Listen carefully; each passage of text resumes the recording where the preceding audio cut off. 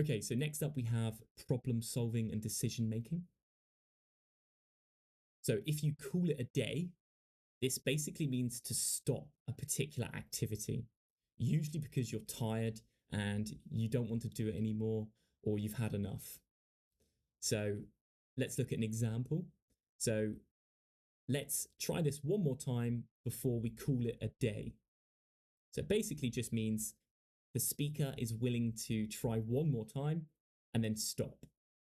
So this is very common on a Friday at 4 p.m. when people do one last thing and then they say, I'm going to call it a day after I've made this call, or I'm going to call it a day after I've done this Slack video call. So yeah, very common and very colloquial as well. So just be aware that it is very colloquial. So the next one is run into. So this is really common. It basically means to experience something unexpectedly, usually something negative. So it's usually not a good thing. So for example, if you are developing code, okay, so let's assume that you are taking someone's code over from them. So they've left the company and they've left you with their Python code. So if you were reviewing this code, you would run into some difficulties, perhaps if you found bugs in their code. So you would run into these problems in their code.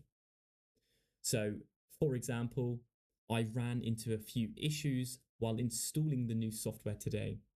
So maybe they had a problem with their environment, maybe they had a problem with pip installs, or however you install your dependencies. So running into this negative experience. So it means that they encountered a problem or a negative experience when installing the software. So again, this is very versatile, this phrase. It can be used in many contexts. So from technical issues to everyday issues, we can use this one. So you could say, I went up the shops, but I ran into some problems because my car's tire went flat or my car stopped working. So that would mean to run into some problems. Next, I think everyone's heard this one. It's to debug. Yeah. And so to debug, apparently this term originated from an actual moth found in someone's computer, which caused a problem in the code. Don't know how true that is, but that is what the internet has told me. So yeah, so basically it means to identify and correct errors or bugs in a program. So for example, my code won't run and I don't know why. So have you tried debugging it? That should help you find the problem. So that's not very helpful, is it, Mr. B? So basically what this means is to check your code and find out what's stopping it from running smoothly. So maybe you look at your code and you see that there is a syntax error. So that would be debugging and finding a syntax error. So you could say, I debugged my code and I found a syntax error on line 400. Okay, so next up we have sanity check. So sanity check is a check to ensure that a process, a calculation, or result is logical and free from any errors. So for example, we might say, before I submit this report, can you perform a sanity check in case I've made any mistakes? So in a software engineering concept example, we could say, can you sanity check my Tableau dashboards before I present to my clients? Yeah, you could say, could you sanity check my code before I deploy to production? Yeah, and so it just means that you should review the code before we release it or before we submit it to identify any errors. So yeah, so that's what sanity check means. So the next one is very, very common in meetings and stand-ups, especially stand-ups in meetings. So a blocker is an issue that prevents progress on a specific task. So, for example, the missing documentation is a major blocker for me, and I can't proceed without it. You could also say, I don't have access to this database. This is a major blocker for me. I don't have the permissions on this database. This is a major blocker for me. So again, this is widely used in meetings and stand-ups. So especially in project management, to denote an obstacle.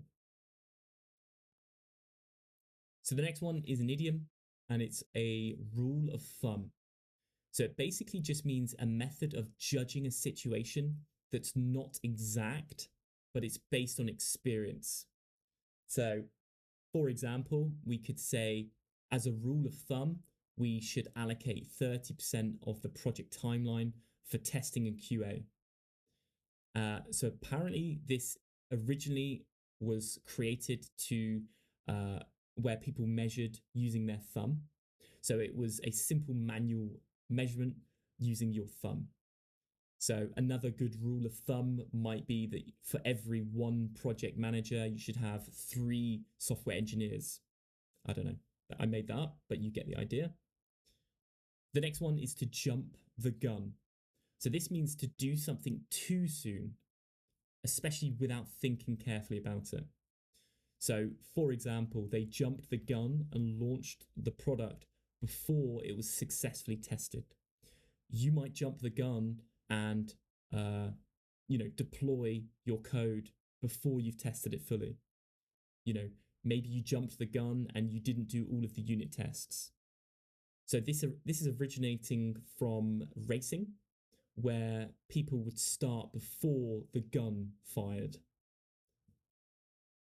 So next one is to go around in circles. Again, this is an idiom which means to do a lot without achieving anything. So we just keep going around in circles, talking without deciding anything.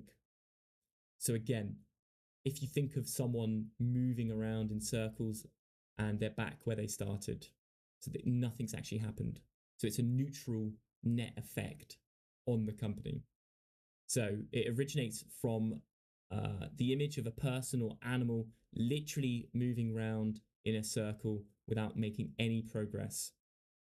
So usually we use this to highlight our frustrations in discussions where no conclusions have been met or reached. So, for example, we went around in circles and we couldn't decide on the project timeline.